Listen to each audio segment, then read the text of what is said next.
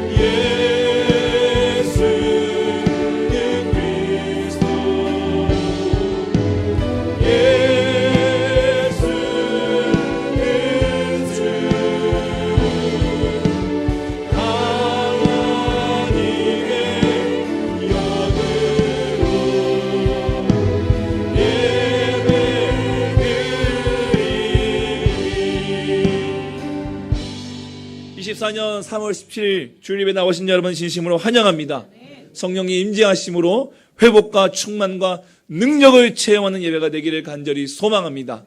영광송으로 나아가겠습니다.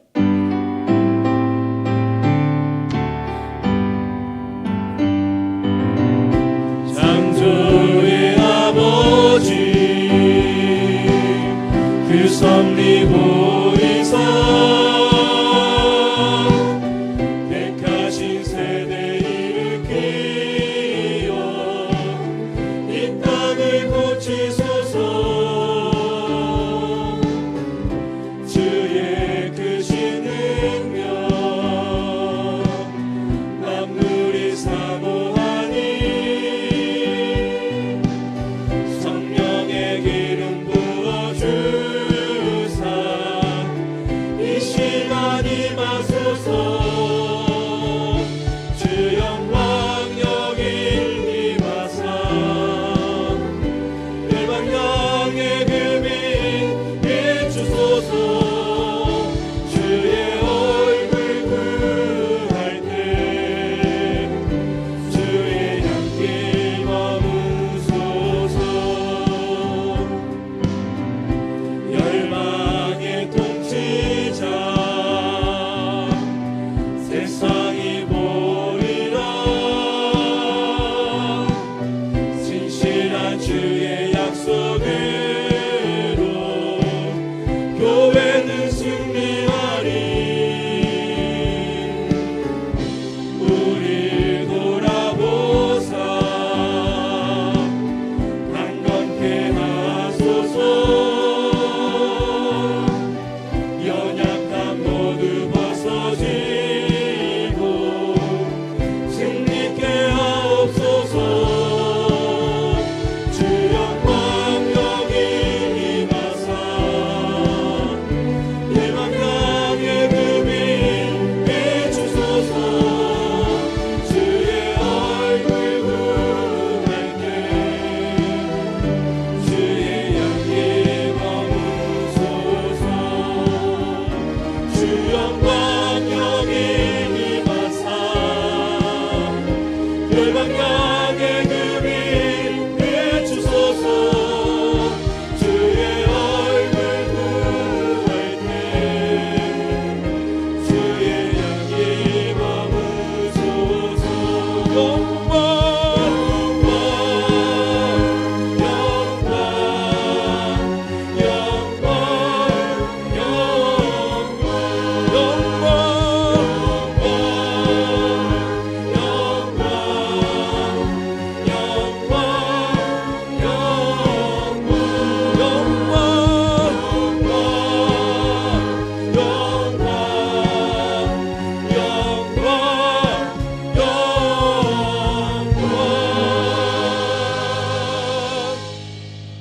전능하사 천지를 만드신 하나님 아버지를 내가 믿사오며 그 외아들 우리 주 예수 그리스도를 믿사오니 이는 성령으로 잉태하사 동정녀 마리아에게 나시고 본디오 빌라도에게 고난을 받으사 십자가에 못 박혀 죽으시고 장사한 지 사흘 만에 죽은 자 가운데서 다시 살아나시며 하늘에 오르사 전능하신 하나님 우편에 앉아 계시다가 저리로서 산 자와 죽은 자를 심판하러 오시리라. 성령을 믿사오며 거룩한 공예와 성도가 서로 교통하는 것과 죄를 사하여 주시는 것과 몸이 다시 사는 것과 영원히 사는 것을 믿사옵나이다. 아멘.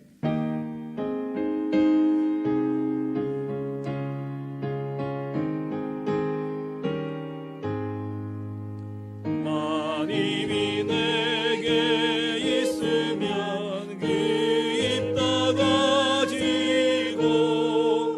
내 구주 주시는 주를 찬송하겠네. 내 은혜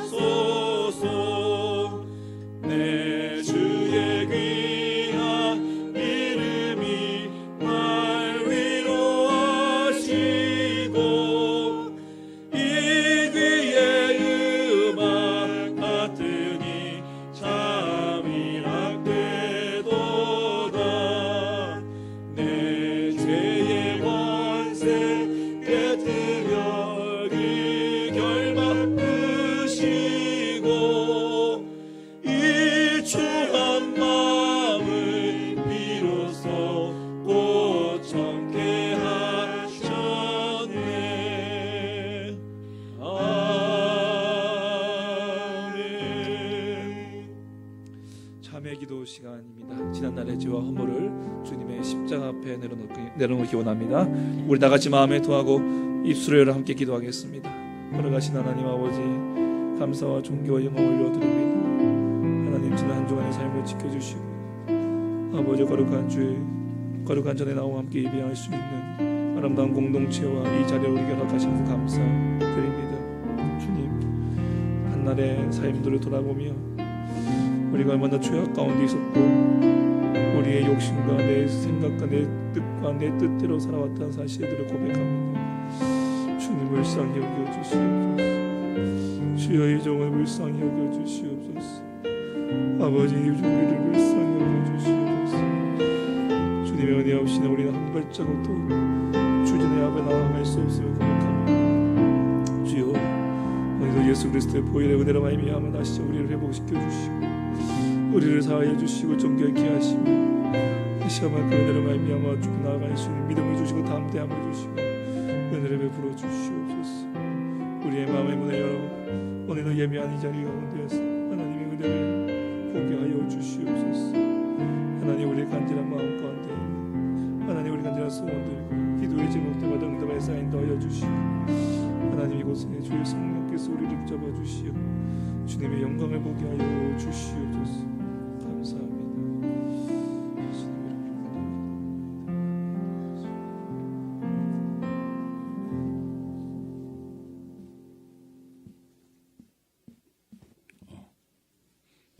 참 좋으신 하나님 아버지를 찬양합니다. 아멘. 영원토록 동일하신 하나님, 죽어 마땅한 저희들을 살려주시고 사망에서 생명으로 옮겨주시니 감사합니다. 아멘. 하나님 부르심에 합당한 기쁨과 감사가 넘치는 예배를 드리게 하여 주옵소서. 아멘. 주여, 지난 한 주간의 삶을 돌아보며 하나님 말씀대로 살지 못했던 우리의 삶을 회개합니다. 하나님께 충성하지 못하고 쉽게 세상과 타협한 우리의 죄를 자백하오니 크신 긍휼로 용서하여 주옵소서. 아멘. 세상은 자신의 이익을 위해 서로 경쟁하며 힘을 겨루지만 우리는 하나님의 선하신 도우심으로 하루하루를 살아갑니다. 주여, 어떤 상황 속에서도 걱정과 두려움이 아니라 하나님을 사랑하고 의지하게 하옵소서. 아멘.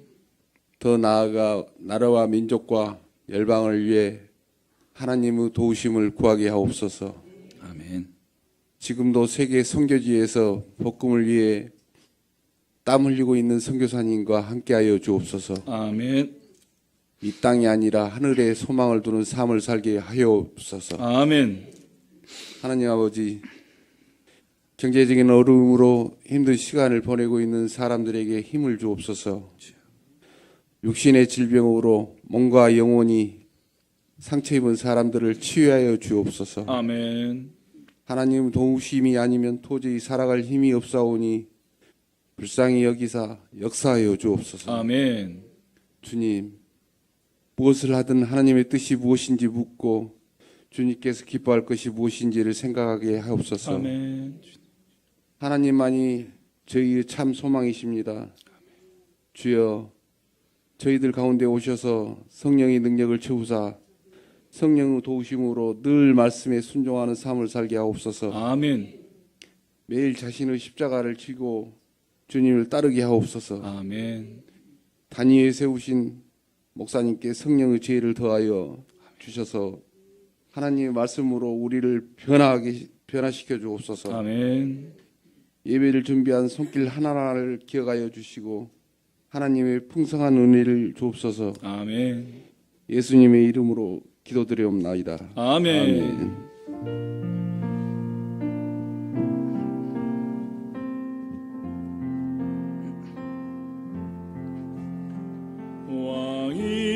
왕이신 나의 하나님, 내가 주를 높이고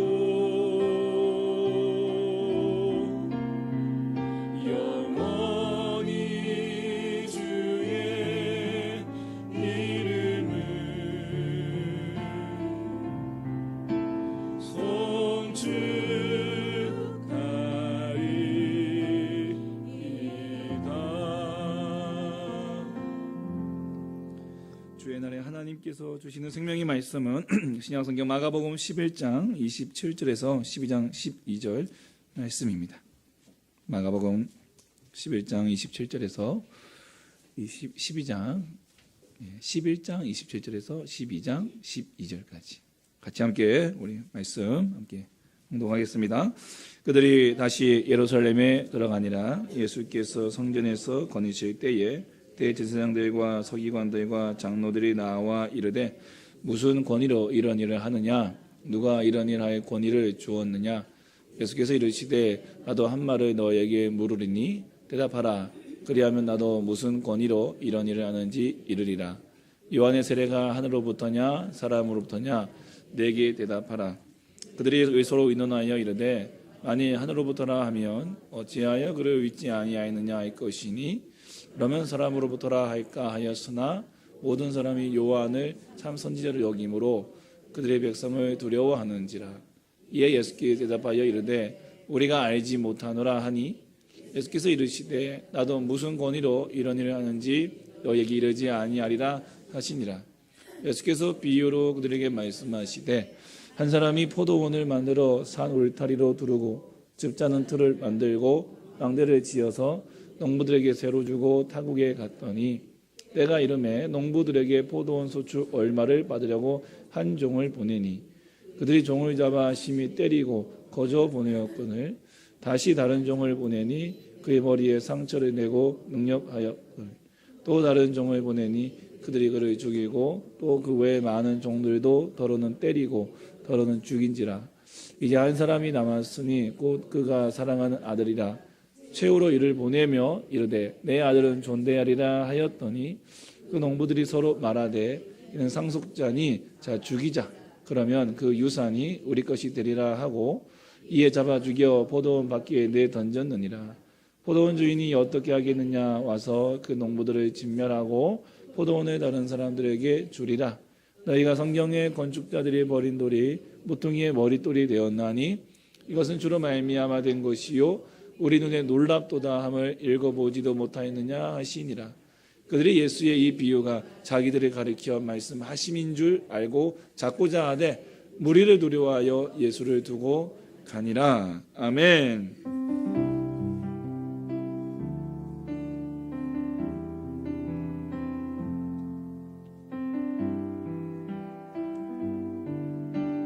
주의 성령의 강물이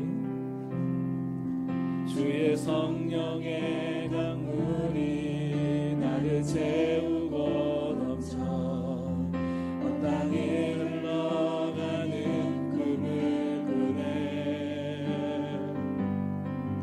주의 성령의 강물이 나를 채우고 넘쳐 온 땅에 흘러가는 금을 그네 채워주소서 부어주소서 거룩하신 주 성령 내 안에 넘쳐 흐르는 사랑의 노래 열방을 향하여 흘러가리. 주의 성령의 강물이 나를 채우고 넘쳐 온 땅에 흘러가는 꿈을 꾸네 주의 성령의 강물이 나를 채우고 넘쳐 온 땅에 흘러가는 꿈을 꾸네. 할렐루야. 아멘. 한 주간도 평안하셨습니까? 우리 좌우 인사하시겠까요? 참 주님으로 사랑합니다. 예. 우리 앞뒤하고 인사하실까요? 당신이 계셔서 참 기쁩니다. 하고. 예. 우리 뒤에 계신 분들한테는 당신이 뒤에 계셔서 든든합니다 하면서 해보세요.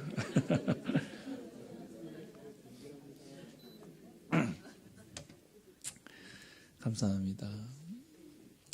우리 어제 갑자기 저희 사무실에 그 교회 사무실에 김치 냉장고 들어와가지고 이거 뭐 한 대 더 사셨나 했더니만 우리 잠옷실에 있는 김치 냉장고를 옮겨가지고 예, 그쪽으로 놓고 우리 잠옷실에 좀 더 앉을 수 있는 좀 공간을 조금 더 마련하느라고 그렇게 옮겼습니다. 그래서 좀 편안하신가요? 예, 할렐루야. 예, 의자까지 놔드려야 되는데 감사합니다. 예, 하나님께서 더 큰 은혜 주실 줄 믿습니다. 아멘. 예, 말하지 않아도 알아요. 최근에 방송사 뉴스 프로그램 맨 마지막에 일기예보 그 시간에 그 파란색 일이 딱 등장했던 적이 있었습니다. 예, 무슨 말이냐면 그날 이제 그 미세먼지 농도가 1을 기록했어요. 그래가지고 맑은 하늘을 뜻하는 파란색과 오늘은 미세먼지 농도가 1이미터 해가지고 그 1이라는 숫자가 이 화면 전체에 쿵 하고 이제 떨어진 거예요. 멋찬 아주 그런 날 이제 서울 가야 되는데 예. 그런 날 저기 월추산 올라가가지고 쫙 보면 이제 남해가 보이고 서해가 보일 텐데 그런데요 이걸 한 정당이 클레임을 걸었습니다. 야, 이거 선거를 앞두고 있는데 이거 특정 정당에 예, 연상시키는 거다. 이거는 안 된다. 그러면서 선거방송심의위원회에다가 제소를 해가지고 그 뉴스를 보니까 뭐 중징계가 이거 예고된다는 기사라도 이렇게 떴더라고요. 예, 만약 선거철이 아니라 그러면 아마 큰 문제가 되지 않았을 거라 생각이 됩니다.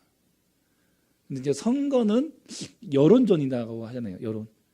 어떻게 하든 간에 여론을 내 쪽으로 유리하게 끌고 오기 위해서 막 수많은 분, 왜냐하면 뉴스만 들어보면 참 말 너무너무 잘하세요. 막.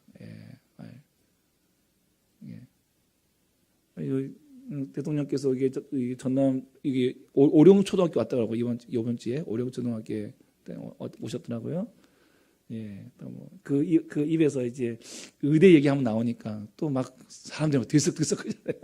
방 뉴스에서 막 들썩들썩하잖아요. 예. 선거는 여론전이다. 지금 제가 말씀드리는 게 굉장히 좀 위험한 발언인가요? 지금 그건 아니죠. 예, 오해하지 말고 드세요. 선거는 여론전이다라고 해요. 그래서 어떻게 하든 간에 여론을 이 자기네 정당 또 자기 후보의 쪽으로 끌어들이기 위해서 이게 막 노력을 애를 씁니다. 여론은 곧 힘입니다. 예. 여론이 뭐예요? 사람의 소리죠. 사람의 마음이죠. 민심이죠. 그걸 이제 자신의 것으로 들고 오기 위해서. 그래서 뭐 우리는 이제 방송이나 이런 걸 보고 알 수 있으니까 어떤 간에 여론을 이제 뭐 조성해서 또 과거에는 막 이렇게 막 조작도 하고 뭐 방송 장악도 하고 해서 자기들 유리한 쪽으로 막 끌고 갑니다. 왜요? 세상의 권세의 힘은 여론에 있습니다. 민심에 있어요. 사람에 있어요. 어떻게 우리 쪽으로 끌고 오기 위한 것이죠. 오늘 말씀 보면요. 오늘 본문 말씀 보면요. 종교 지도자들이 예수님께 찾아와서 예수님의 권위에 대하여 물어봅니다. 당신의 권위는 누구한테서 왔습니까? 당신의 권위는 어디에서 왔습니까? 여기에 대한 대답을 예수님께서 해주시는 오늘 이 본문의 내용인데 오늘 이 말씀을 우리 보면서 그 예수님의 권위가 무엇인지 그 예수님의 권위가 어디서 왔는지 오늘도 우리가 추구하고 우리가 따라야 될 권위가 무엇인지를 함께 좀 생각해 보려고 합니다. 누가 이런 일을 할 권위를 주는가? 주었느냐? 오늘 27절에서 33절 말씀인데요. 여러분, 우리 지난주에 9장 말씀을 봤습니다. 이게 이 9장에 누가 높으냐? 누가 큰 자냐? 이게 갈릴리 북쪽 지역에 있었던 일입니다. 변호사 사건과 제자들의 그 크고 큰 자에 대한 논쟁들. 그리고 10장은 이제 갈릴리를 지나서 유대 땅으로 예루살렘 쪽으로 내려오시는 과정 속에 유대 땅에서 있었던 일이 기록되어져 있고 이제 11장에 와서 드디어 예수님이 예루살렘 성전에 입성하시는 장면이 나옵니다. 나귀 새끼를 타시고 입성하시는 예수님을 향해서 사람들이 자기들의 겉옷과 그리고 나뭇가지를 길에다 펼치면서 호산나 하며 하나님 예수님을 환호합니다. 우리의 메시아, 우리의 구세주. 근데 그들이 말하는 메시아 구세주라는 의미는 병거를 탄 이 국가를 전복할 그런 메시아를 의미하는 거겠죠. 그 예수님께서 이제 성전 한번 쫙 둘러오십니다. 그리고는 그날은 성전으로 예루살렘 성전 나가셨어요. 그리고 그 다음날 예루살렘 성전 다시 다시 들어오십니다. 그리고는 거침없이 하신 행동이 뭐냐면 성전에서 매매하는 사람들, 비둘기를 팔고 돈을 매매하고 환전하는 이 매매상들의 이 상을 다 엎어버리시는 거예요. 만민이 기도하는 집을 강도의 소굴로 만들었다고 진노하시면서 이 성전 청결 사건, 성전 청결 사건이 벌어집니다. 그리고 그 사건 앞뒤로 무화과 나무가 마르는 아침에 무화과 나무에서 어떤 열매를 얻을까라고 가셨는데 잎은 무성한데 열매가 없는 그 무화과 나무를 보시면서 저주하시고 그 저주받은 이 무화과 나무가 다 메말라 버린 이 사건을 통해서 예루살렘의 성전 타락과 우리 주님께서 새로운 신앙의 공동체를 만드실 것이다. 이걸 이제 행동 비유로 말씀해 주신 거예요. 그리고 다시 이제 오늘 본문은 뭐냐면 다시 예루살렘을 들어가시니까 예수님 앞에 대제사장들과 서기관들과 장로들이 찾아와서 권위에 대해 예수님의 권위에 대해서 논쟁을 벌입니다. 여러분 대제사장, 서기관, 장로들 이들이 소위 말하면 산헤드린 공회원 사람들입니다. 산헤드린 공회의 멤버들이 대제사장, 서기관, 장로들입니다. 이 산헤드린은 유대인의 최고 법정 기관이고 입법은 하나님께서 율법을 주셨기 때문에 입법은 주님이 주시지만 이 법을 집행하고 행정부와 사법부를 이 산헤드린 공회가 다 쥐고 있어요. 우리나라는 산법이 다 분리되어 있지 않습니까? 그런데 이 산헤드린은 입법은 하나님께 있지만 행정부와 사법부가 그들 손에 있기 때문에 무소불위 강력한 권세와 힘을 그들이 가지고 있다는 거예요. 예루살렘 성전의 실세들입니다. 자, 근데 이들이 예수님께 찾아와서 도대체 무슨 권위로 누가 이런 일을 할 권위를 너에게 주었느냐? 무슨 의미입니까? 바로 어제 있었던 사건, 성전을 청결했던 성전 청결 사건, 막 상을 뒤엎고 그 사건을 말하는 것이죠. 여러분 예루살렘 성전에는 많은 순례객들이 찾아옵니다. 특히 1년에 3번 6월절과 초막절과 오순절과 초막절. 지금 우리의 절기로 얘기하자면 부활절 절기와 또한 이 맥주감사 절기와 그리고 추수감사 절기 한 3번 정도 무조건 남자들은 이 하나님 성전에 나와야 돼요. 예. 그래서 여러분 가정에 혹시 교회 안 나오신 분 계시면 1년에 3번은 나와야 된다. 아니 성탄제까지 해서 4번 나와야 된다. 좀 더 나와서 신년 감사 나와야 된다. 그러니까 한 5번 정도는 이렇게 한번 잘 말씀해 보십시오. 근데 3번은 나와야 돼요. 남자들은 유대인 남자들은. 그래서 속죄제를 드려야 됩니다. 속죄제. 그런 속죄제를 드리면 뭐가 필요합니까? 제물이 필요하죠.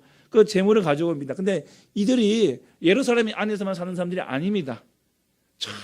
먼 타국, 먼 외지에 있는 그들이 그때가 되면 다 와야 돼요. 먼 거리를 다 찾아와야 돼요.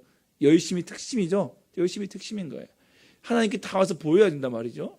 그럴 때 자기들 집에서 자기 흠없고 아주 귀한 그 재물들을 고이 데리고 옵니다. 그런데 그 자신들의 집에서 가장 흠이 없는 걸 잘 선별해서 가지고 왔지만 사실은 이제 그 먼 거리를 이동하다 보면은 흠이 생길 수 있겠죠. 또 애지중지 잘 가지고 왔는데 이 재물에 흠이 있냐 없냐를 판단하는 사람이 누구냐? 바로 제사장들이라는 거죠. 제사장들이 이 흠결을 판정하는데 이 재물에 흠이 있다. 이렇게 판결해 버리면 참 난감한 일입니다. 그거 다시 가가지고 다시 데려올 수 없는 상황이에요. 그럴 때 이 제사장이 이제 소개를 합니다. 그럴 줄 알고 우리 성전에서는 우리 그런 순례객들을 위한 이 재물을 살 수 있는 우리 상점을 운영하고 있습니다. 여러분들의 편의를 도모하기 위해서 우리가 인정하는, 우리 사내들인 공회가 인정하는 재물 판매소가 있습니다. 그곳에서 사오시는 거는 저희가 영수증 첨부하시면 저희가 흠없는 재물로 인정해 드리고 있으니까 거기 가가지고 사오십시오. 그래가지고 제 바깥들은 이방인 뜰에서 한 코너가 다 이렇게 부스가 마련되어져 있습니다. 거기 가가지고 재물들을 자신들의 재력에 맞게 사오는데, 근데 그 재물들이 터무니없이 비싸다는 거죠. 사내들인 공예회의 그 증명을 받고 그들의 비호를 받고 그들에게 허락받고 판매되고 있는 그 재물이 비싼 거예요. 밖에서는 500원, 1,000원 하는 이 물 한 병이 롯데월드, 에버랜드 가면 얼마입니까? 2,000원, 3,000원씩 막 비싸지잖아요. 근데 성전 안에서 팔고 있는 재물의 값이 터무니없이 비싼 거예요. 그런데 어떻게 하겠습니까? 사야죠. 그래야 재물을 하나님께 드려서 죄상을 받을 수 있으니까요. 드릴 수밖에 없는 거예요. 울며 겨자 먹기로 살 수밖에 없습니다. 여러분, 그런데 그렇게 하면은 그 장사꾼들이 배를 불리겠잖아요. 근데 장사꾼들만 배가 부르겠습니까? 아니죠. 그들에게 그 장사를 허락하는 그 선해드린 공예, 저들에게, 저 종교 지도자들에게 월세가 나가는 거예요. 일정의 커미션이 그들에게 넘어가는 것입니다. 상납금을 내야 돼요. 종교 지도자들의 비호하에 성전을 장터로 만들어서 이 수익을 얻는 이 창조 경제가 실현되는 것이 바로 오늘 예루살렘 성전의 모습이라는 거예요. 그리고 유대인 남자들은 성전세를 내야 했습니다. 일반 화폐인 로마 화폐에는 이 가이사의 형상이 그려져 있기 때문에 그걸 낼 수가 없어요. 그래서 성전세로 따로 통용되고 있는 화폐로 환전을 해야 됩니다. 이 환전을 하려 환전소가 다 거기 준비되어 있어요. 근데 그 수수료가 비싸다는 거죠. 수수료가 비싸요. 그곳에서 그 발달된 게 은행입니다. 은행. 돈 갖고 돈 빌려주고 돈 바꿔주면서 수수료 챙기고, 이것 또한 사내들이는 허가에 영업을 하면서 그들에게 주어진 일정한 금액을 이 종교 지도자들에게 상납을 하는 것입니다. 성전이, 하나님께 예배하며 기도하는 성전이 장사치들의 밀고 당기는 이러한 이 시장통이 되어버리고 마는 것이죠. 예수님께서 성전에서 이들을 몰아내시는 것을 두고 사내들은 회원들이 찾아와서 누가 이런 일을 할 권위를 주었느냐고 묻는 것은 바로 여기에 있습니다. 우리가 허락한 건데, 우리가 이곳에서 장사하도록 허락해 줬는데 당신이 뭔데 내쫓냐 이거예요. 우리보다 더 높은 어떤 권위를 주는 사람이 있느냐 이거예요. 우리가 성전에 수고하고 있는 이 성전의 체제에 왜 도전하고 있느냐. 여러분, 지금 그들이 이렇게 얘기하고 있는, 질문하고 있는 예수님이 누구시죠? 예수님이 누구이십니까? 성전의 주인 되십니다. 성전의 주인이시죠. 예수님이 누구십니까? 하나님이십니다. 하나님의 아들이십니다. 하나님의 아들이 그저 단순히 아들과 아버지와 아들의 어떤 그런 이제 낮음이 관계가 아니라 그 윗격의 관계이지, 권세와 종기와 영광과 그 능력은 동일하신 삼위일체 성삼위 하나님이시잖아요. 하나님의 아들이 곧 하나님이신 거예요. 성전의 주인 누구예요? 예수님이신 거예요. 근데 그 성전의 주인이신 예수님께 그 성전을 위탁받은 제사장들이 물어보는 거죠. 누가 이 무슨 권위로, 누구에게 이 권위를 받아서 이 일을 하냐 이거예요. 하냐 이거죠. 대답할 가치가 없는 거예요. 대답해봤자 이 답이 없는 거죠. 예수님께서 그 질문으로 대답을 하십니다. 29절 말씀 보시면 예수께서 이르시되 나도 한 말을 너희에게 물으리니 대답하라. 그리하면 나도 무슨 권위로 이런 일을 하는지 이르리라. 요한의 세례가 하늘로부터냐 사람으로부터냐. 이 세례 요한에 대해서 많은 사람들이, 많은 유대인들이 하나님께서 보내신 사람으로 인정을 하고 있었습니다. 심지어는 헤롯 안티파나스마저도 세례 요한의 권위를 인정하면서 그를 함부로 하지 못했어요. 예. 막그 헤롯 왕에 대해서 막 비판하고 비난해도 그를 존경하고 또 그의 권위를 인정했기 때문에 헤롯 왕마저도 함부로 못했어요. 감옥에 갇히지 않죠. 죽이지 못했단 말이죠. 헤로디아가 죽인 거예요. 헤로디아가. 자, 그런 세례 요한을 종교 지도자들은 눈의 가시처럼 여겼습니다. 왜요? 종교 지도자들에 대한 비판과 또 그들에 대해서 회개하라. 예. 그 말 한마디 한마디가 자신들의 눈의 가시처럼 보였기 때문이죠. 그러나 백성들의 눈치를 보느라고 함부로 말할 수 없었습니다. 눈치. 왜냐하면 백성들은 이 세례 요한을 참 선지자로 보았기 때문이죠. 그래서 하늘로부터 왔다라고 대답하면요, 뭐라고 이제 질문이 나오겠습니까? 그러면 왜 그를 믿지 않느냐? 특히 세례 요한이 예수님께 뭐라고 합니까? 하나님의 아들이라고 얘기하지 않았습니까? 예수님께 세례를 드리지만 그가 하나님의 어린 양이로다. 하나님의 어린 양이로다. 그 요단강에서 세례할 때에 성령의 비둘기와 함께 하늘에서 이는 내 사랑하는 아들이다. 이 음성이 들려진 그 예수님을 세례 요한은 하나님의 아들로, 하나님의 어린 양으로 보았다는 거죠. 세례 요한을 하늘로부터 온 사람이라고 인정하면 그 세례 요한이 인정하는 예수 그리스도를 인정할 수밖에 없는 거예요. 그런데 만약에 사람으로부터 왔다라고 한다면 아까 말씀드렸다시피 모든 백성들이 세례 요한을 참 선지자로 여기기 때문에 백성들로부터 봉기가 일어나겠죠. 백성들이 막 뭘 하겠죠. 그거 어떻게 사람이냐? 그는 참 선지자다. 하나님의 사람이다. 이렇게 막 이제 그들에게 반기를 들겠죠. 결국 아무런 대답을 하지 못합니다. 그래서 예수님도 나도 무슨 권위로 이런 말 하는지 너에게 말하지 않겠다. 이 종교 지도자들은 진리가 아닌 사람들의 여론이 무서워서 아무 말도 하지 못했고, 예수님은 그런 말하지 않은 자들에게 대답해봤자 그들은 듣지 않을 것이다. 그걸 아셨기 때문에 대답하지 않으신 거예요. 여러분, 진리가 무엇입니까? 오늘 이 상황에서 진리는 무엇입니까? 성전의 주인은 사내들인 공회가 아니라 누구이십니까? 예수 그리스도 하나님이시라는 거예요. 예수 그리스도이신 거예요. 그러나 종교 지도자들은 하나님이 아니라 민심을 더 두려워했습니다. 그들이 서 있는 이 성전은 그들이 하나님께 예배드리고 백성을 가르치고 인도해야 할 곳이 아니라 그들의 배를 채우는 수단에 불과했습니다. 말씀을 먹고 살아야 되는데 그러지 않고 민심을 먹고 사는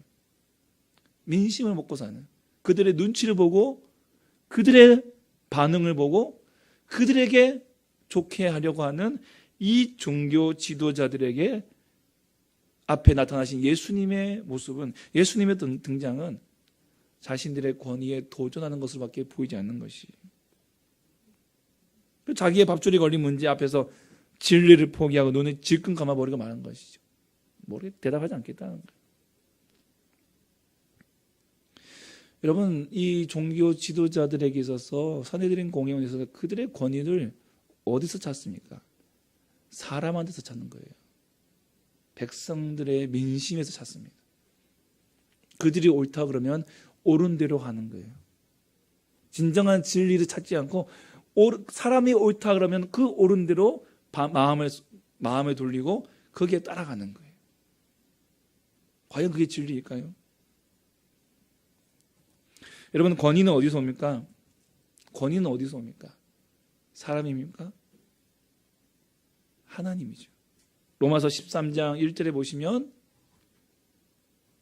각 사람은 위에 있는 권세들에게 복종하라. 권세는 하나님으로부터 나지 않음이 없나니 모든 권세는 다 하나님께서 정하신 바라. 모든 권세는 다 하나님께서 정하신 바라. 여러분, 이 권세가 단순히 교회 안에 있는 어떤 뭐 직분에게 주어진 권세입니까? 아닙니다. 이 온 땅에 있는 모든 권세, 세상의 모든 권세를 포함하여, 심지어는 지금 그 당시 2000년 전 세계를 정복하고 있던 로마에게 주어진 권세도 다 누가 주신 거라고요? 하나님이 주신 거라는 거죠. 하나님께서 종교 지도자들에게, 이스라엘의 지도자들에게 성전에서 공인된 권위를, 행사의 권위를 주셨습니다. 세상 왕들도 그들의 힘과 능력으로 권세를 얻은 것이 아니라 모든 권세는 다 하나님께서 정하신 바대로 하나님 주신 거예요. 그 권위는 뭡니까? 주어진 것이지 내가 획득하는 것이 아니에요. 주어지는 거죠. 내가 막 이렇게 해가지고 내가 얻어내고 획득하는 것이 아닙니다. 그러므로 주어진 권위는 그 권위를 주신 분의 뜻에 따라 사용해야 됩니다. 하나님이 권위를 주셨으면 하나님의 뜻에 따라 사용해야 됩니다. 오늘 예수님의 권위는 누구로부터 왔습니까? 하나님으로부터 왔어요. 예수님의 권위는 하나님으로부터 왔어요. 이는 내 사랑하는 아들이라. 성령의 비둘기가 임재하시면서 그 공생의 사역을 시작하시는 그 순간 하나님께서 예수님의 성령을 보내시면서 친히 증거하시죠. 이는 내 사랑하는 아들이라. 예수님의 권위는 하나님께로부터 왔다는 거죠. 그래서 예수님은 하나님의 아들로서 하나님의 말씀을 가르치고 하나님의 뜻을 이 땅 위에서 이루신 것입니다. 권위의 출처, 권위가 어디서부터 왔는지를 알기 때문에 예수님은 무엇을 해야 할지를 아셨고, 그래서 자신이 죽을 줄 알면서도 예루살렘으로 들어오신 거예요. 예수님이 십자가를 지셨다. 이것은 바로 하나님의 권위에 순복하신 것입니다. 하나님의 권위에 순복한 예수님 앞에 온 인류가 이제 복종해야 됩니다. 온 인류가 복종해야 됩니다. 하나님께서 그렇게 만드신 거예요. 예수님은 하나님의 권위에 순종하여 십자가를 지셨고, 하나님의 권위에 순종한 예수님의 권위 앞에 온 인류가 복종하도록 하나님께서 허락하신 거예요. 그래서 교회는요, 사람의 말이 아니라 하나님 말씀에 복종하고 순종해야 됩니다. 하나님 말씀에 순종하고 순종해야 됩니다. 예수님의 권위 앞에 순종해야 됩니다. 자, 그럼 물어보죠. 예수님의 권위가 뭡니까? 예수님의 권위를 우리가 어떻게 확인할 수 있습니까? 예수님의 권위가 뭡니까? 제가 이것은 예수님의 권위니까 나를 따르십시오. 그러면 그 순종하고 따라오실래요? 예 정도는 해주셔야 좀 이제 제가 그렇게 해가지고 막 가면 그게 예수님의 권위입니까? 예수님의 권위가 뭔지 알아야죠. 마가복음 10장 45절 말씀 함께 읽겠습니다. 시작.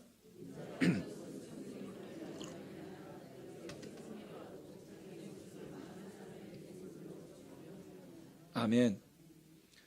예수님의 권위는 바로 섬김에 있습니다.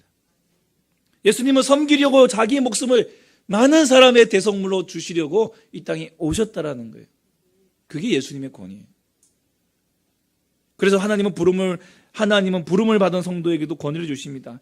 그 권위가 예수께서 우리에게 본을 보이신 권위, 바로 섬김의 종으로 오신 예수. 섬김의 종으로 오신 예수. 마가복음이 지금 그걸 얘기하고 있잖아요.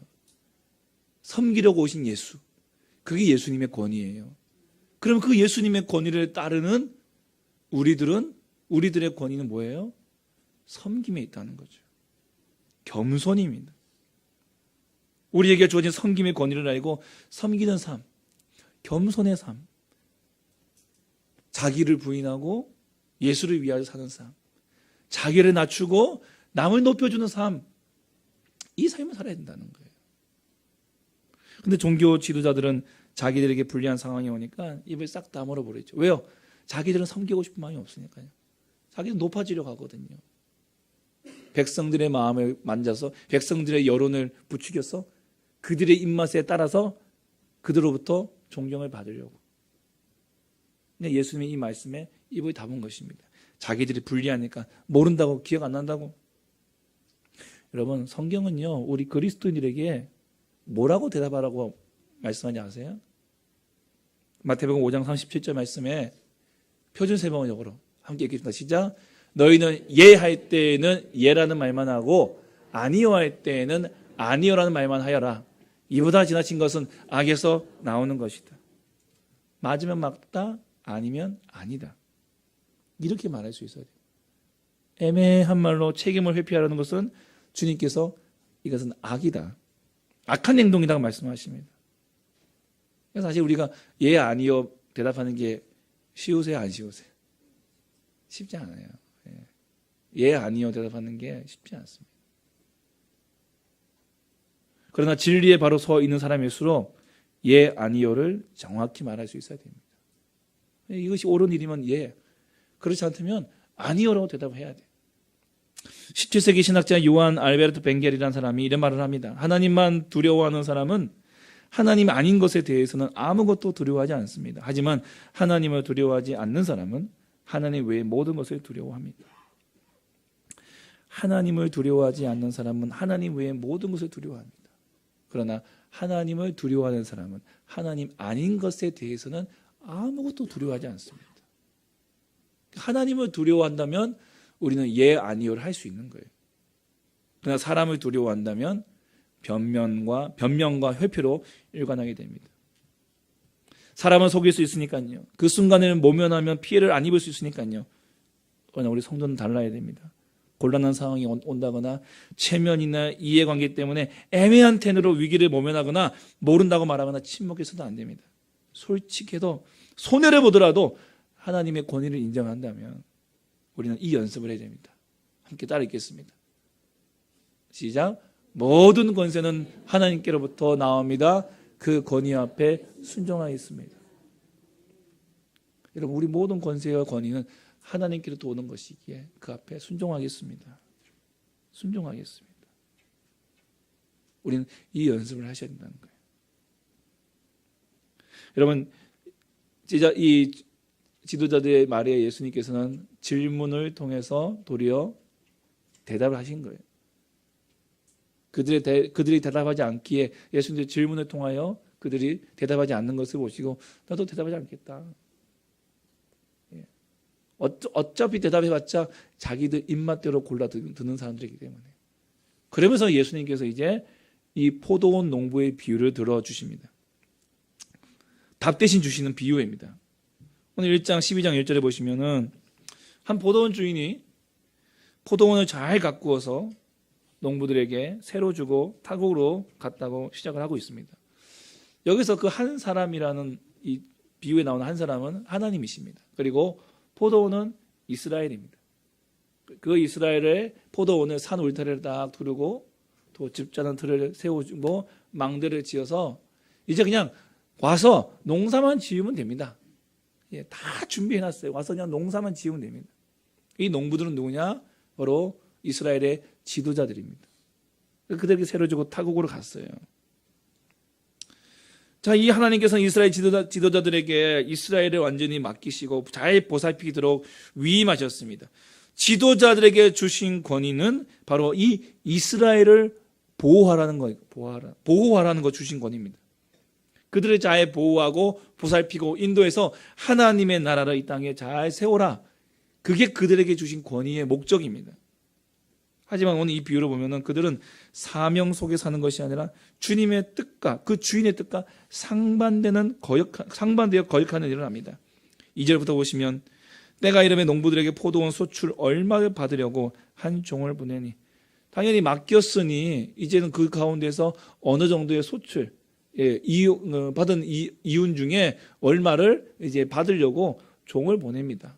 그런데 그 농부들이 어떻게 합니까? 그 보낸 종을 잡아서 심히 때리고 빈손으로 보내버리고 맙니다.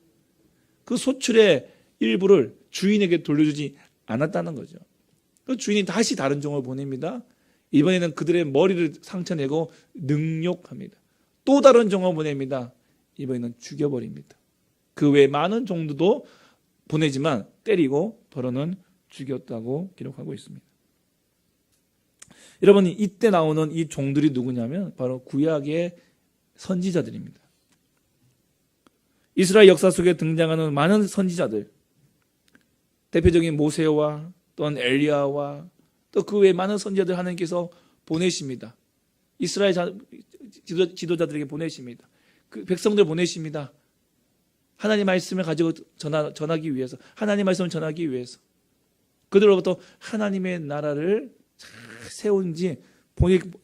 세우는지 살피고 잘 인도하는지를 보고받기 위해서. 그러나 보낸 족족 이스라엘은 그 선지자들 어떻게 합니까? 핍박합니다. 이 이스라엘 백성들을 인도했던 모세도 어떻습니까? 그 40년 광야 속에서 원망도 있고 불평도 있고 심지어는 죽이려고 하고 얼마나 많은 어려움 당합니까? 엘리야는 또 어떻습니까? 그 위대한 선지자 엘리야도 아합과 이세벨의 공격, 또 그를 죽이려 하고 도망가고 목말라서 죽으려고 배고파서 죽으려고 하고 가진 고통을 고난을 당합니다. 이스라엘을 그렇게 대접을 했다는 거예요. 하나님이 보내신 종들을 그렇게 대접을 했다는 것입니다. 마침내 주인은 아들을 보내기로 작정합니다. 6절에 보시면 사랑하는 아들, 이제 한 사람 남았으니 사랑하는 아들이라 최후로 이를 보내려고 하는데 설마 내 아들은 존중해 주겠지. 그런데 어떻게 합니까? 그 농부들이 말하되 이는 상속자니 자 죽이자. 그러면 그 유산이 우리께 될 거다. 그래서 잡아 죽여 포도원 밖으로 던지고 말았습니다. 여러분, 포도원 주인이 어떻게 하겠습니까? 정말 그들에게 그 포도원이 넘겨주겠습니까? 두 손 들어다니면 내가 졌다. 너 다 가져. 아니죠. 9절에 그 농부들을 진멸하고 포도원을 다른 사람들에게 주리라. 포도원을 다른 사람들에게 주리라. 그리고 예수님께서 시편 118편 22절 23절 말씀을 인용하시면서 10절에 이렇게 말씀하시죠. 너희가 성경에 건축자들이 버린 돌이 모퉁이의 머릿돌이 되었나니, 건축자들이 버린 돌이 모퉁이의 머릿돌이 되었나니 이것은 주로 말미암아 된 것이요 우리 눈에 놀랍도록 함을 읽어보지 못하였느냐 하시니라. 건축자, 유대 종교 지도자들, 농부 종교 지도자들, 건축자들이 종교 지도자들입니다. 버린 돌이 누구냐? 예수님입니다. 그 사랑하는 아들, 우리가 이 아들만큼은 존중해 주겠지 하고 보냈던 그 아들이 예수님이십니다. 그런데 그들이 어떻게 합니까? 죽입니다. 버렸습니다. 그러면 그 주인이 어떻게 했습니까? 그들을 다 진멸하고 다른 사람에게 포도원을 준다고 했습니다. 그 버렸던 그 돌을 모퉁이 돌로, 그 모퉁이의 머릿돌로 세우신다는 거예요. 그들이 버렸던 예수 그리스도를 모퉁이 돌로 세우신다는 거예요. 여러분, 지금은 뭐 모퉁이도 그러면 건물 지으면은 이제 화강인가요? 검은색으로 해가지고 다 붙여놓는 이걸 모퉁이 돌이라고 하지만 그게 모퉁이 돌이 아니라 진짜 건물의 가장 시작점이 바로 모퉁이 돌입니다. 큰 넓은 널쩍한 이 큰 돌, 여기에서부터 딱 놓고 이제 여기서부터 건물을 차곡차곡 지어갑니다. 시작점. 그리고 짓고 지으면서 마지막에 돌아온 데가 바로 이 모퉁이 돌이라는 거예요. 건물의 시작이고 끝, 알파와 오메가, 처음과 나중, 예수 그리스도라는 거예요. 이 모퉁이 돌로 하나님께서 세우신다는 거죠. 그리고 그 머릿돌에 건축자의 이름을 새긴다고 했습니다. 유대인들은 예수님을 쓸모없는 돌이라 버렸지만 하나님은 예수님을 그 모퉁이의 머릿돌로 세우셔서 머릿돌의 중심으로 하나님 나라를 건축하시겠다 하는 것을 말씀하고 계신 거예요. 여러분, 그 종들로부터 빼앗았던 그 포도원을 다른 사람들에게 주겠다. 다른 사람 주겠다. 여러분, 그 다른 사람이 누구일까요? 오늘 바로 저와 여러분입니다. 그 성전을 빼앗아서 우리를 성전 삼으시고 우리를 성전 삼으셔서 우리를 통하여 다시 하나님 나라를 세워가시는 거예요. 다시 세워가시는 거예요. 예수님은 이 비유를 통해서 이 포도원 속의 주인인 하나님께서 시대마다 백성들에게 선지자를 보내시면서 회개와 순종을 촉구했지만 이스라엘 백성들은 하나님 말씀을 거역하고 선지자를 잡아 죽이고 마침내 하나님의 당신의 사랑하는 아들마저도 보내 회개할 기회를 주셨지만 끝내 거절할 것이라는 것을 말씀하고 있습니다. 농부들은 자기들이 포도원의 주인이 되려고 했습니다. 아들을 죽이면 주인이 될 수 있다고 생각했습니다. 그래서 선지자들을 거부하고 예수님을 거부했습니다. 여러분, 나의 삶과 자기의 삶과 교회의 주인이 되려는 사람은 참 주인이신 하나님과 그의 아들 예수 그리스도를 거부하기 마련입니다. 내가 주인 되어야지. 내가 주인 되어야지. 내 삶의 주인이 나다. 교회 주인 나다. 내 인생의 주인은 나다. 그럼 예수님을 거부하는 거예요. 몸은 여기가 있지만 내가 그리스도인이나 타이틀을 가지고 있지만 삶의 주인, 교회의 주인이 나다 그러면 내가 주인 되고 목사가 주인 되고 이 신앙 가운데서 가장 주인 되기 쉬운 게 뭐냐면 시간입니다. 시간. 얼마나 많은 시간을 여기에서 보냈느냐, 이게 주인 행사하기 딱 좋다는 거예요. 어떤 목사님 그러시더라고요. 얼마나 많은 시간을 그 공동체 안에서 내가 보냈냐가 주인 행세하기에 딱 좋다는 거예요. 그거 조심해야 된다는 거죠. 그거. 여러분, 이 교회 주인은요, 누구이십니까? 예수님이십니다. 우리 이거 잊지 마시기 바랍니다. 저도 그걸 잊지 말아야 되고, 우리 장로님들도, 우리 모든 성도님들도 이거 잊지 말아야 됩니다. 예수 그리스도, 그분이 주인이십니다. 우리의 권세와 우리의 권위는 누구로부터 나옵니까? 주님께로부터 나오는 거예요. 그 주님께서 우리에게 권세와 권위를 주셨어요. 그 주님의 권위와 권세가 뭡니까? 섬기는 거예요. 섬기는 거예요. 착취하고 억압하고 가스라이팅하고 협박하고 이게 아니라 자기 목숨을 대속물로 내어주기까지 자기를 부인하고 자기 십자가 지고 주님 따라가는 그 자기 섬김, 자기 부인과 섬김의 자리, 그게 바로 예수님께서 우리에게 주신 권위요, 이 공동체에 허락하신 권위입니다. 여러분, 교회가 이 세상에서 누려야 될 권위는 뭔지 아십니까? 바로 섬기는 거잖아요. 우리 교회 뭐 얼마나 크다. 이 교회 안에 변호사가 몇 명이 있다. 판사가 몇 명이 있다. 의사가 몇 명이 있다. 회장님 몇 분 계시다. 사업하시는 분이 몇 분 계시다. 억대 연봉이 몇 명 있다. 서울대 출신 누구 몇 명 있다. 여러분, 이게 교회의 권세와 권위를 확정짓는 것이 아니라는 거예요. 교회의 권세와 권위는 예수 그리스도에게 있고, 그 예수 그리스도께서 교회를 통해서 말씀하십니다. 하나님의 나라를 이 땅에 세워나가라. 그 나라는 섬김의 나라, 사랑의 나라, 사랑의 나라는 거예요. 오늘 이 비유를 보면요, 그 주인은요 거절당했잖아요. 종을 보냈는데 종들이 맞고 들어왔어요. 가슴이 아프죠. 거절당한 거잖아요. 그럼에도 불구하고 계속 보내십니다. 혹시 그들이 돌아올까? 그리고 마지막은 아들까지 보내시잖아요. 아들까지 보내잖아요. 내 아들을 보면 혹시나 돌아올까? 그러면 다 용서해주고 다시 내가 그 나의 포도원을 다시 내가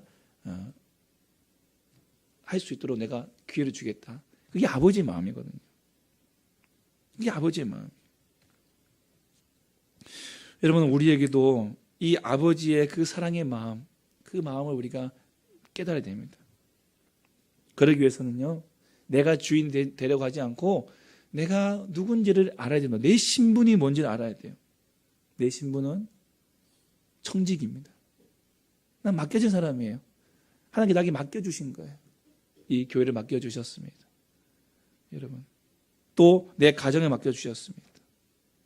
여러분, 은행에 가면은 정말 우리는 평생 보지 못할 어마어마한 그 지폐 덩어리를 산처럼 쌓여 있는 지폐 덩어리를 보지 않겠습니까? 보신 분 계세요? 예? 지난번에 어떤 뉴스 보니까 불법 도박 사이트 운영하면서 500억 이걸 갖다가 그냥 방 한 가운데다가 그냥 침대처럼 깔아놓고 이렇게 5만 원짜리 돈다발 해가지고 침대처럼 깔아놓고 그러고 있더라고요. 그래 잡혀가지고 뉴스에 나왔는데 살면서 아마 그런 거 보지 못할 거예요. 은행원들은 매일 가면 아마 보지 않을까 싶어요. 근데 그거 본다고 해서 그분들이 막 가슴이 막 쿵쿵쿵 뛰고 막 이야 이건 내 거다 뭐 그러겠습니까? 절대 그러지 않습니다. 왜요? 그 돈의 주인은 나는 그 돈의 주인이 아니다. 나는 그 돈의 청직이다. 그냥 관리하는 거예요. 소유주는 따로 있어요. 나는 그냥 관리자라는 거죠. 관리자이기 때문에 흥분하지 않습니다. 그 돈 보고 막 흥분하지 않아요. 차분하게 자기 할 일을 하는 겁니다. 마찬가지로 우리는 우리에게 주어진 것이 결코 내 것이 아니라 아버지께서 맡겨주신 것임을 알아야 합니다. 나의 소유, 나의 건강, 자녀, 가정, 이 사랑하는 교회 모든 것이 다 주님의 것이고 나에게 맡겨주신 것임을 충성스럽게 감당하다가 주님께서 우리에게 소출을 요구하실 때 다시 돌려드린다는 그 마음으로 우리는 살아야 하는 것입니다. 그래야 우리가 이 땅에서 탐심도 탐욕도 빠지지 않고 겸손하게 이 땅을 살아갈 수 있는 것입니다. 마지막 때에 주인이 돌아와서 심판하십니다. 그건 반드시 있는 날입니다. 그러나 그 심판이 두려워서가 아니라 우리에게 주신 하나님의 그 은혜를 생각한다면 우리는 오늘도 그 권위에 순종하여 그 섬김의 권위, 그 섬김의 그 삶을 주님을 따라서 함께 살아가야 될 것입니다. 결코 쉬운 일은 아닙니다. 오늘 이 한 시간 여러분께 말씀드렸다고 해서 우리가 그것을 다짐했다고 해서 그런 삶이 오늘 당장 이루어지는 것은 아닙니다. 그래서 예수님 말씀하시죠. 나는 포도나무요 너희는 가지니 너희가 내 안에 내가 너희 안에 이 가지 안에 꼭 붙어 있으라는 거예요. 그래서 오늘 우리가 또 기도하는 거죠. 성령님 오늘도 이 말씀이 내 마음판에 새겨지게 하여 주시고 내 힘으로 되어지지 않으니 주님께 내가 꼭 붙어서 우리 주님이 살아가신 우리에게 보여주신 그 몸소 그 권위 예수님의 그 권위이신 그 섬김의 삶을 내가 살게 하여 주시고 우리 교회가 살게 하시고 이 땅의 교회들이 그 섬김의 삶을 살게 하여 주시옵소서. 오늘 우리가 기도하며 함께 승리하시기를 주님의 이름으로 축복합니다. 아멘. 찬양하겠습니다.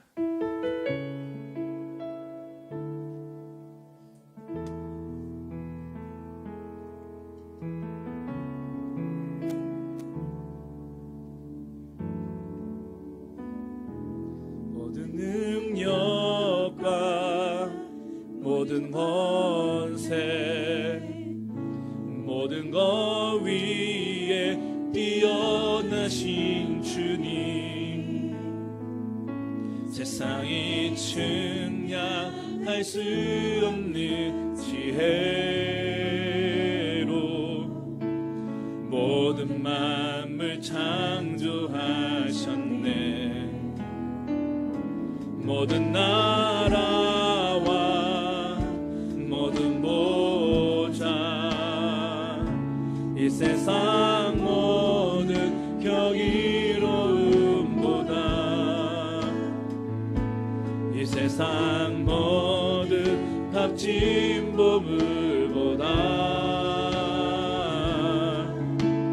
더욱 귀하신 나의 주님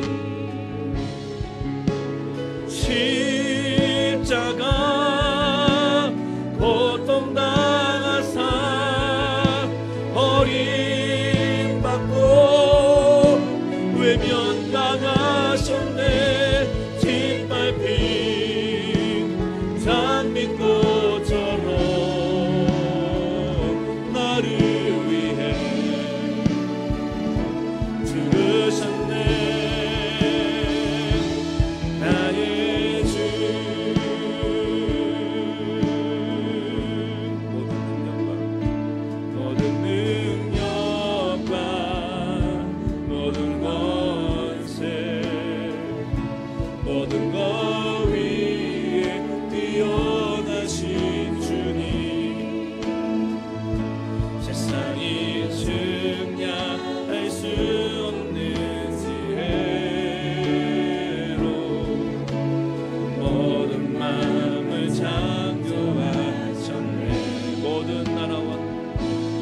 모든 나라와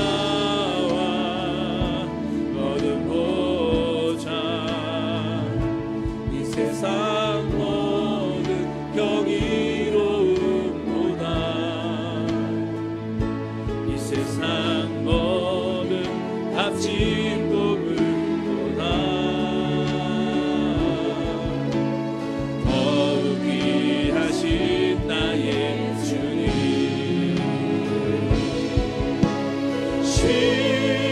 십자가 고통당하사 버림받고 외면당하셨네 짓밟힌 장미꽃처럼 나를 위해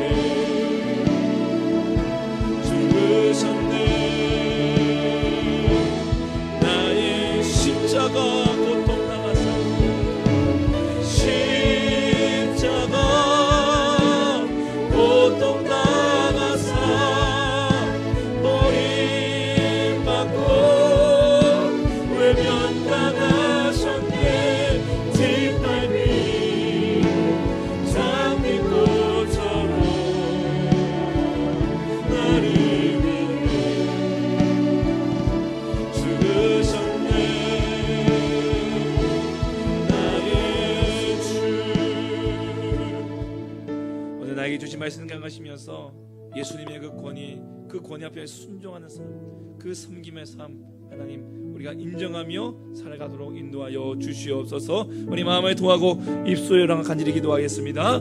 하나님 아버지 감사와 영광 올려드립니다. 거룩하고 자비하신 우리 하나님 아버지 그 예수님의 권위 앞에 순복하는 하나님 저희들이 되게 하여 주시옵소서.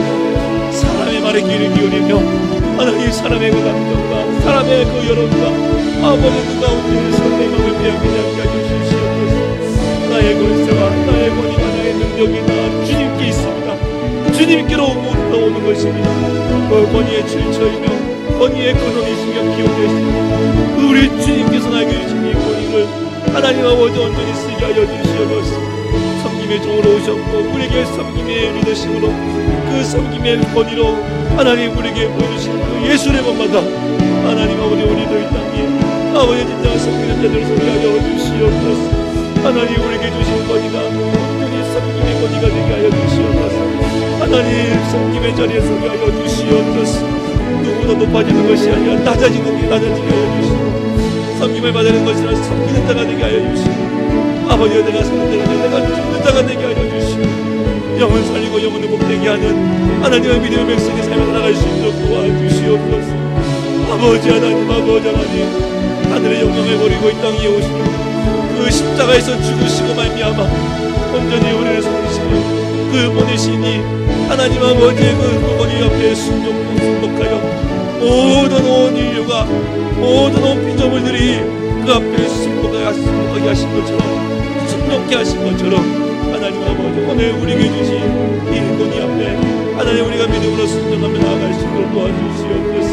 하나님 섬김을 받는 걸 섬기는 자가 아니라 먼저 섬기는 자가 되게 하여 주시고 먼저 사는 자가 아니라 먼저 죽는 자가 되게 하여 주시며 아버지 하나님 그 주님을 쫓아따라 나아갈 때에 아버지 하나님 아버지의 그 영광 아버지의 그 존귀와 아버지 하나님 그 권세와 아버지의 그 은혜와 그 영광을 높여드리며 하나님 아버지의 그 아름다운 선물을 나가는 하나님 저희를 내어주게 도와주시옵소서. 하나님 아버지 내가 죽고 예수로 살아가는 하나님 저희 내가 죽고 예수로 살아가는 우리 되게 하여 주시옵소서. 하나님 아버지 우리에게 권세와 우리의 무게를 깨닫게 하여 주시고 하나님 아버지 저기 나가지며 하나님 나라를 아름답게 이 땅에 세워나가게 하여 주시면 하나님 믿음의 종교로 되어지게 하여 주시옵소서. 주여 도와주시옵소서. 주여 도와주시옵소서. 주님의 길을 함께 걸어가시고 주님의 길을 걸어가시고 아버지 우리의 걸음을 지나가여 주시옵소서. 우리의 교회가 되게 하여 주시옵소서. 하나님 우리의 교회가 되게 하여 주시옵소서. 이 땅의 교회들이 되게 하여 주시옵소서. 모든 우리 그리스도인이 되어지게 하여 주시옵소서. 모든 하나님께 맡겨진 하나님 것임을 고백하며 주님 앞에 오늘 다 돌려드릴 수 있는 모든 믿음의 종들 다 되어지게 하여 주시옵소서. 모든 능력과 모든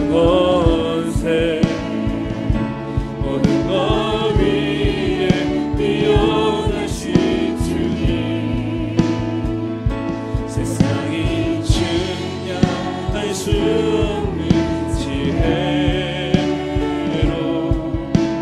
모든 만물 창조하셨네. 모든 나라와 모든 복 예물 봉헌하겠습니다. 모든 감지로움보다 이 세상 모든 감지로움보다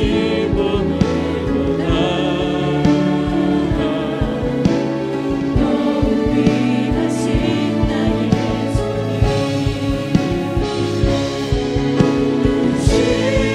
십자가 고통 당하사 버림받고 외면당하셨네. 짓밟힌 장미꽃처럼 나를 위해 죽으셨네. 십자가 고통 당하셨네. 십자가 고통 당하사 버림받고 외면당하셨네. 짓밟힌 장미꽃처럼 나를 위해 죽으셨네. 나의 주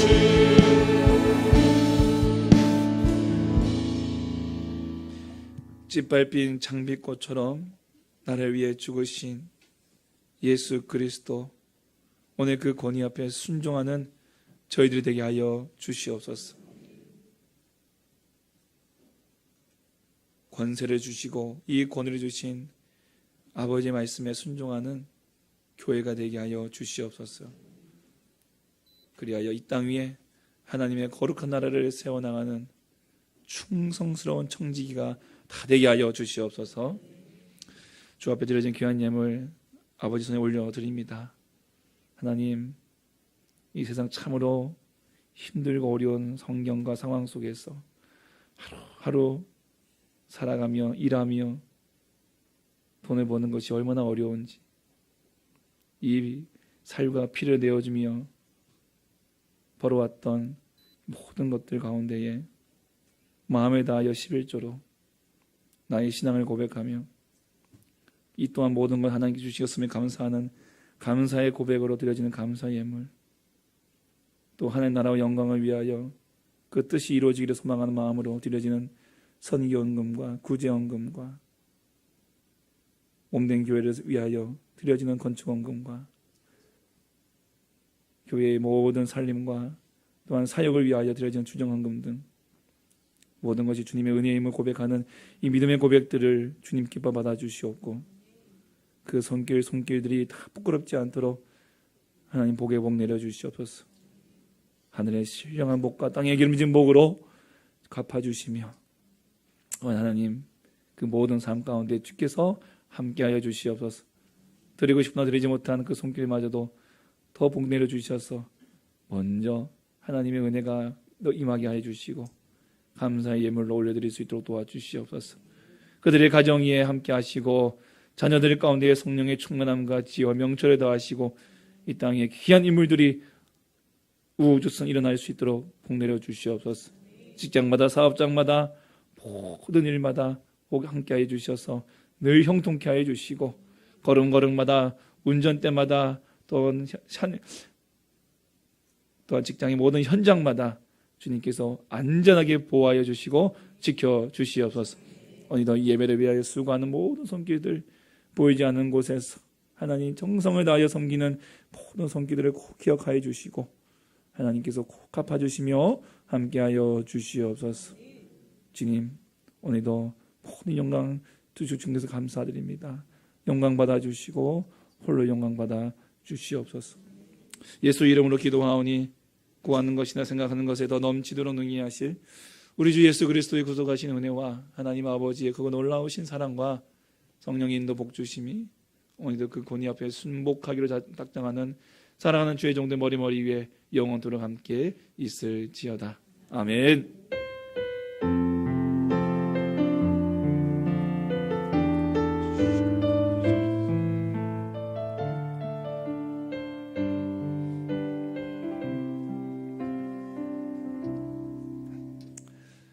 남아부리기를 방문하신 여러분 진심으로 환영과 축복합니다. 등록을 원하시는 분은 예배 후에 저를 만나주시면 감사하겠습니다. 우리 다음 주일은요, 우리 종료 주일로 지킵니다. 그리고 한 주간 우리가 이제 마지막 이제 다음 종료 주일 시작으로 고난 주간 시작되어지니까요, 함께 기도로 준비해 주시면 감사하겠습니다. 오늘 셀 사역자 모임 오후 1시에 1시에 있습니다. 우리 셀 사역자분들 모두 참석해 주시기 바랍니다. 행복 아카데미 우리 2기생 신청이 오늘까지입니다. 오늘까지. 여러분 우리 아직 신청하지 못하신 분들은 가시기 전에 꼭 그 신청서 작성하셔서 우리 김호금 집사님께 등록비 3만 원을 함께 제출해 주시고, 오늘 가실 때 꼭 확신의 삶과 힐링 캠프 교재 신청하시는 분을 꼭 받아서 가져가시기 바랍니다. 그리고 이 행복 아카데미 우리 개강 수련회 힐링 캠프가 다음 주일부터 2주간 24일 30일에 2주간 오후 3시부터 6시까지 이렇게 진행될 예정입니다. 이번에 신청하시는 이기생들은 꼭 참석을 하셔야 됩니다. 왜냐하면 개강 수련회입니다. 참석을 하셔야만 확신의 삶, 우리 정규 과정에 들어가실 수가 있습니다. 꼭 기억하시고, 또 특히 힐링 캠프 교재 1과 또 예습해 오시기 바랍니다. 오늘 신청하시는 분들을 주중에 다시 한 번 더 안내 문자 드릴 수 있도록 하겠습니다. 고난주간 특별 새벽기도 예고드립니다. 3월 25일 월요일부터 30일 토요일까지 진행됩니다. 여러분 한 주간 또 하나님 그리스도의 고난의 길에 함께 또 동참하는 또 은혜의 시간 되시기 바라고요. 여러분 나가실 때 이 고난주간 묵상 자료집 준비되어 있습니다. 꼭 한 부씩 꼭 가져가셔서 여러분은 꼭 한 주간 동안 여러분이 이 고난주간 묵상 하시는 데에 또 많은 또 활용해 주시고 참고해 주시기를 바라겠습니다. 목회 일정 확인해 주시고요. 우리 계속해서 우리 윤은정 집사님, 강성민 집사님 또 우리 주변에 환호 가운데에 함께해서 계속해서 기도해 주시면 감사하겠습니다. 우리 다시 한번 우리 하나님께 영광 박수 올려드리고 우리 계획 세레모니 가지시고 식사 맛있게 하시도록 하시기 바랍니다. 감사합니다. 입 마치겠습니다.